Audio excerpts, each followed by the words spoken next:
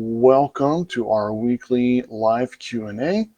This is a place where you can ask any of your health and fitness questions, and I will answer them as they come up. If you're watching on the replay, feel free, you can throw your questions in the comments still. We'll answer them next week on our next live session. So I'm waiting for questions to be submitted. I wanted to open with,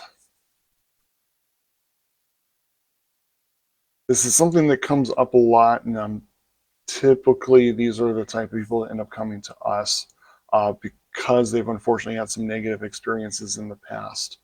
So when you are trying to choose where you want to work out, new workout program to follow, facility use, things to be mindful of is the body you currently have. So a lot of times we've trained at some point in the past, maybe it was high school, college, maybe it was something in early adulthood, and that program was really, really great. So when we go back to it, we run into the issue where something either hurts, we get injured, or it's just too time demanding.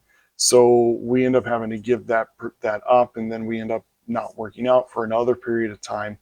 And then we go search, other either group classes, facilities, a whole variety of types. So things to kind of be mindful of is if you have kind of chronically, you wake up tight, or you wake up with a pain somewhere, or if you've been sitting at your desk for a long period of time and you can't stand up straight without something kind of catching, pinching, irking, like those little things are kind of telltale signs that we're dealing with some major muscle imbalances, that if you don't have a program that is going to take into account those issues, the likelihood for an injury to occur becomes very, very high. And the challenge with that is if you're doing some sort of workout format where you're not being heavily monitored, your movement pattern may not be in a way that will prevent you from getting hurt at some point in time. It may not be the first workout. It may be, the 10th, the 50th, or the 100th. This is a very key thing because that's one of the most common things that I see that causes people to lose their progress or give up or regress, is that, I started working out, everything was going really, really great, but I got hurt and I had to stop. So avoiding injury, keeping someone from getting hurt should be the top priority for any program.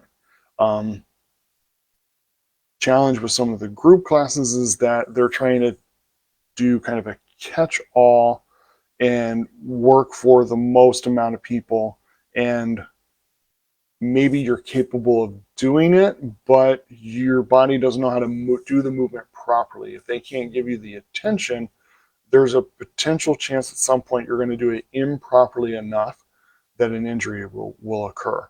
Other aspects are maybe you're not ready for the movement that they've demonstrated, but they're not giving alternatives to cycle back the complexity of the movement or difficulty of the movement down a step or two to make it approachable for people who aren't ready for that point yet.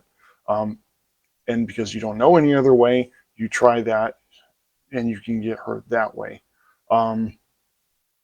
On the flip side, with one-on-one stuff, for one-on-one training, the instance where I usually see an injury occur tends to be in the kind of the initial phase, often in the sales period of it, because more inexperienced and or high pressure focused centers for sales, their main focus is to essentially beat the snot out of you to a point where Like, obviously, you're never going to push yourself that hard because it's just ridiculously intense, but they're not really taking into account what your limitations are, what your muscle imbalances may be.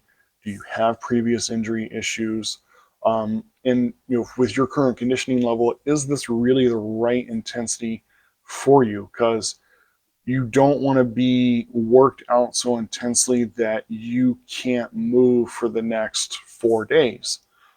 That's not conducive to long-term progress because, for one, the likelihood of you returning at the frequency that we should be coming in 2 or 3 times a week is going to be very, very low. In addition to that, if you're so sore you can't move, that means you're not even doing a lot of your day-to-day movement. So now we're just not even burning the amount of calories that you would have if you hadn't come in for that workout at all. And that's just not conducive to setting you up for a long-term success. So just something to kind of keep in mind. That's one of the reasons why, for us, we don't take anyone onto the floor until we've gone over questionnaires with them about what their history is. Are there any injuries, medications to be aware of? What things have you done before? Have you gotten hurt before doing stuff? And then we do a movement assessment to see how your body moves through some key movements that are kind of our foundations first. So we can identify, okay, based upon your way your body's moving with these, we need to start you either up here, right here, or maybe bring it back a little bit more. We need to do some corrective focus. We need to do some different stretching. We need to do some isolation strengthening so your body knows how to activate certain muscles effectively. Sometimes it's dialing down the complexity of a movement to kind of square one retrain.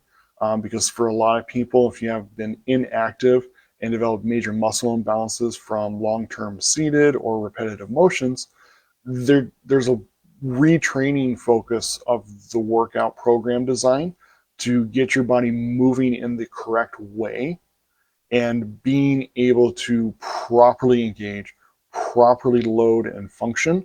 So we're not putting soft tissue at risk. So we're not grinding out cartilage, we're not over stressing a tendon or ligament, and we're not straining muscles that aren't ready for the level or the intensity of load. Because there's a lot of times we're like, well, it's just body weight. Well, you're moving so quickly or you're trying to load so rapidly with the body weight that the muscles that just haven't really been engaged in years for a lot of people aren't ready to take that type of demand, and we can end up with a muscle pull. Any of which with those typically, you're talking minimum 4 to 6 rest and recovery period of time, which is not something someone who just got started really wants to hear and deal with, because we haven't even laid the groundwork of habits to see good maintenance in the long term aspects of things. Um, you know, every so often, from time to time, well established exercisers, something may give just because they push themselves a little too hard, but they have enough of that depth of habit training that it's easier for them to bounce back. Their body's in better shape as well, so it typically heals, repairs, and is easier to come back from in that regard. So, but even then, we still want to minimize the risk of injury as much as possible for it. Um, just some things to kind of consider, because like I said, it is something that unfortunately I see a lot in the industry. If you have concerns, if you're someone who does, either wake up or stand up and feel that tightness, feel that catch, feel that oof every time, you know, come in, let's have a chat. We can talk, discuss your history, discuss what's going on. We'll do our movement assessment to kind of see what's really going on and where do you need to start with your training to properly work through some of those limitations in a productive manner that will get you results still, but also set you up to mitigate your potential for injury long term. Because ultimately, we are trying to build a lifestyle that is conducive to better health forever, rather than a short term program that you're just counting down the days till you're done. So just food for thought. Hope that was helpful for everyone. If you do have any follow-up questions, throw them in the comments. We'll address them in next week's live session. Until then, have a great week and remember to stay persistent in your consistent pursuit of health.